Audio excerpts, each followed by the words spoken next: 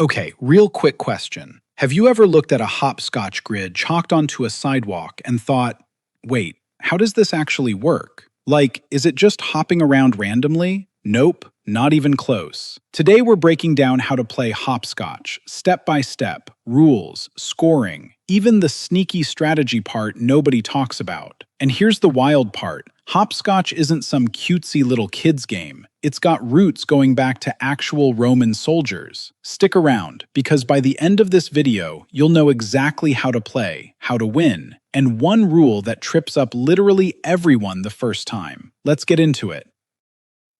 So picture this. You're a kid, it's summer, someone's got a piece of chalk, and boom, there's a hopscotch grid on the driveway. But have you ever actually stopped and asked, why numbers 1 through 10? Why do you skip some squares? And why does everyone throw a rock before they even start hopping? By the end of this video, you're going to know the answer to all three of those. Plus, and this is the fun part, I'm going to tell you the one rule that almost every single person gets wrong the first time they play. Seriously, it trips people up constantly. Alright, let's talk about what hopscotch actually is. Hopscotch is a game where you draw a grid on the ground, usually with chalk, and then you hop through it, square by square, without losing your balance or stepping on a line. Sounds simple, right? It kind of is, but there's more strategy packed into this than you'd think. Here's a fun fact to hook you in. Historians think a version of this game goes all the way back to the Roman Empire. Roman soldiers reportedly trained on courses around 100 feet long to build leg strength for battle. So next time you're hopping around a sidewalk, just know you're basically doing ancient military training. Kind of cool, right? Hey, real quick before we dive into the actual rules, if you're new here, this channel is all about breaking down games, board games, card games, playground games, all of it, in the simplest way possible. No confusing rulebooks, no jargon, just straight up, here's how you play. If that sounds like your thing, do me a favor and hit subscribe, and drop a like on this video. It seriously helps this channel grow. Okay, now let's get you playing hopscotch like a pro. Alright, first things first, you need three things: chalk, a flat surface, and a small object like a rock, a bottle cap, or a button. That little object is called your marker, and trust me, it's more important than people think. You draw a grid with numbered squares, usually 1 through 10. It's not just a straight line of boxes though. Traditionally, it goes single square, single square, single square, then two side-by-side squares, then one single square, then two side-by-side squares again, and finishes with two final single squares at the top. Think of it kind of like a snake shape, but boxy. Why the side-by-side squares? Great question. That's actually where the strategy kicks in, because those are the only spots where you land with both feet at once, one foot straddled in each box.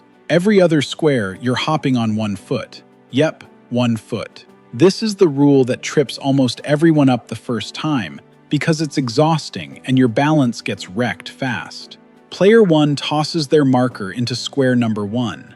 If it lands inside the square without touching a line or bouncing out, you're good to go. If it lands on a line or outside the grid, you lose your turn. Next player goes. Now here's where it gets fun. You hop through the entire grid, skipping the square where your marker landed, because you can't step there. Single squares, hop on 1 foot. Double squares, land with both feet, one in each box. When you get to the top, you turn around and hop your way back through the grid the same way. When you get back to the square right before your marker's square, you have to bend down without falling over and pick up your marker, then hop out of the grid completely. If you did all of that without stepping on a line, losing your balance, or missing a square, you move on to toss your marker into square 2. Here's the part that gets people.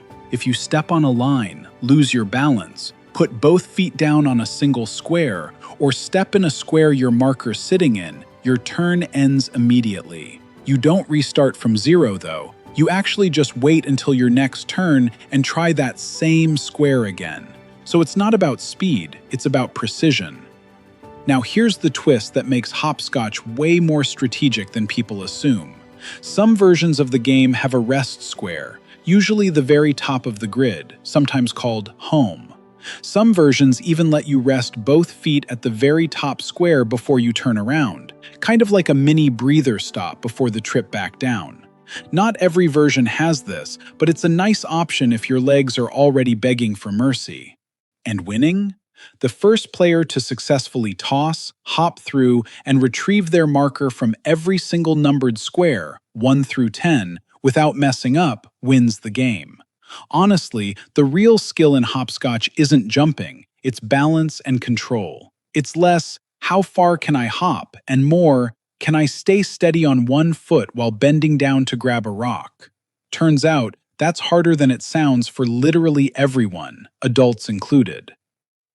So, to recap quickly, because I know you want the short version now that you know the details. Draw your numbered grid, toss your marker, hop through avoiding your marker's square, use one foot on single squares and both feet on doubles, grab your marker on the way back without falling, and repeat for every number until someone finishes the whole course clean. Simple concept, surprisingly hard to master. And now you know exactly why. The balance, the memory of squares, and the strategy of your toss. And that's how to play hopscotch, from the actual rules to the sneaky strategy most people never even notice. If this helped you out, do me a huge favor.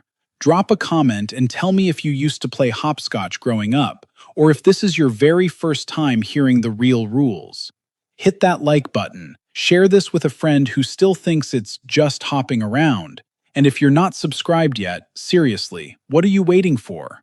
We break down games just like this every single week. See you in the next one.